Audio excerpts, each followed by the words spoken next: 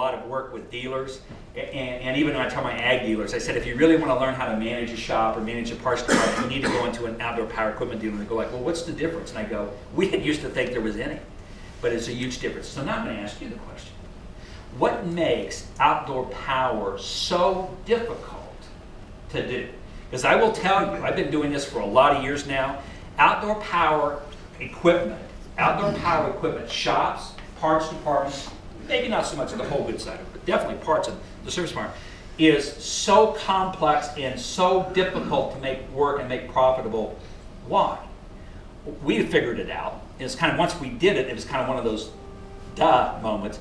What makes your service and parts departments so difficult to work and be profitable? Anybody know? The variety? Variety, maybe a little bit. That's not it. There's two really big things. The number of customers. Quantity, that's a piece of it. Okay, all right. The value of the equipment's so much less. Repair bills can't be as high. Well, here, let me give it to you. Number one, you have really stupid customers.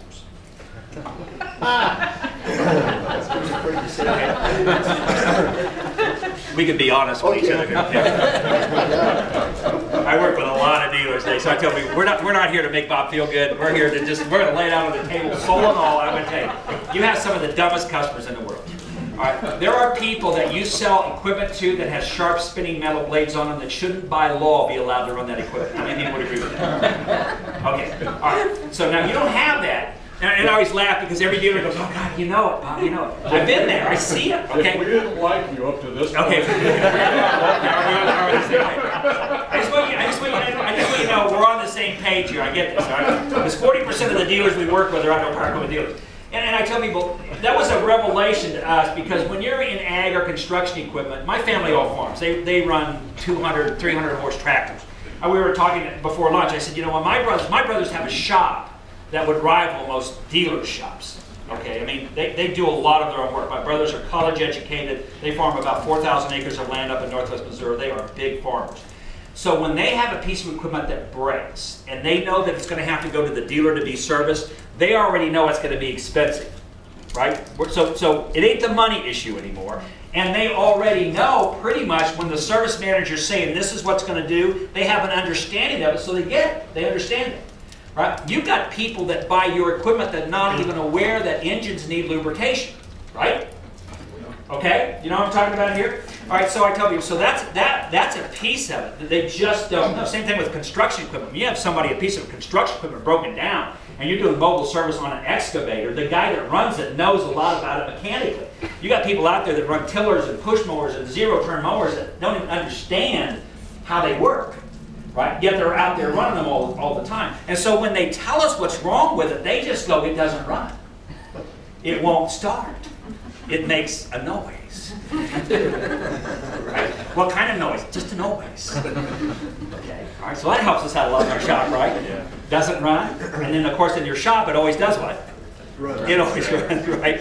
Right? Or it just runs and shuts off and it never does after you run three tanks of gas through it, right? Or you know what I'm talking about there? So that's one of the issues. The other one, and you guys touched on a little bit, was the volume that happens in a short period of time. I was telling the guys, you know, in an ag shop, I've got some big ag dealers I work with that's got 20 techs in their shops. I mean, they've got, you know, a shop that holds 3 combines. It's just a huge shop. They don't work on a combine for a half an hour. Are you aware of that? Okay, you know, combine time, tractor time is not measured by the hour. You measure it in half day or day increments. So if you had 20 technicians in your shop, but you knew each technician was going to be on a job for, say, 4 days, would you find that easier to manage? Mm-hmm. Okay, so I tell people, but now let's talk about outdoor power that we learned. Okay, in outdoor power, there is nothing, and nobody pre-plans, right? Because we know we're not for sure that spring's going to happen, right? How many people would agree with that? I mean, you know, I'm 60 years old now, but I'm still not always sure that spring's going to show up. Is everybody kind of aware of that? And of course, even if spring shows up, we're not sure that grass will grow.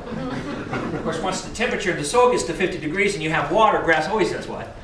Oh, it always grows. Okay. So everybody's shocked that grass grows, and when it finally gets warm, they do what? Oh, I need my what? I need my what fixed?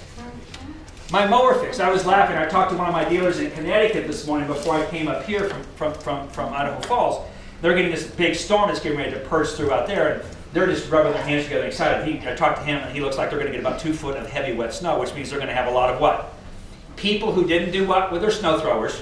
When they had plenty of time, they haven't done what? Service. Because you live in Connecticut, and it probably never snows in Connecticut, right?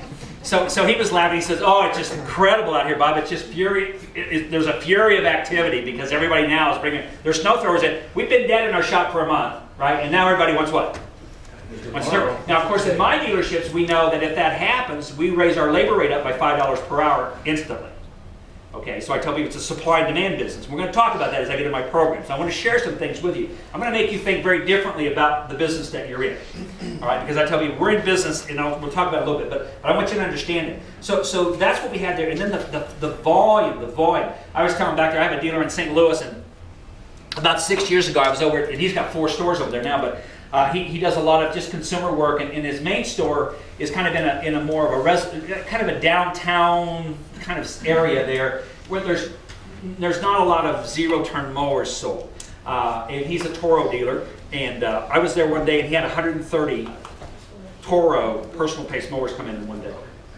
130. And I was sitting there going like, holy smokes.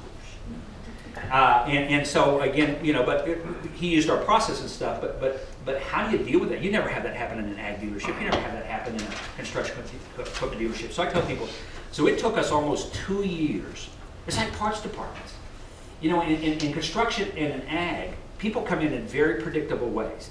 So if you're working in agriculture, and I'm not talking about compact tractors now, because there you have a lot of hobby farmers, so it's a little bit more like the outdoor power side of it. But if you get into construction, your parts department's going to be busy first thing in the morning, okay? And it's going to be busy when? From about 11 to 1. Why? Because that's when the wives are coming in to do what? Get parts that broke down. And then when it's going to be busy again is when? A little bit before you close. So it's very easy to manage a parts counter from a volume standpoint because you pretty much know it's going to happen here, it's going to happen here. I mean, in agriculture and construction equipment, we don't do lunches at the parts counter from 11 to 1. Because why? All hands on deck, because that's when the best happens. Now let's talk about outdoor power. When do people come in outdoor power? God only knows. There's nothing at 8 o'clock in the morning. Now there's 15 people in line and all the phones are ringing. Okay? And then it just goes away. And for some odd reason, at 2 o'clock, there's 20 people in line now and all the phones are ringing. But there's nobody between those 2 points. Then tomorrow it might be at 9 o'clock. And it might be at 1 o'clock and it might be here. Right? I've never found that there's really a rhyme or reason to when people come in outdoor power. So in your parts department, how do you staff your parts department? I don't know. Right? Because you don't have any what?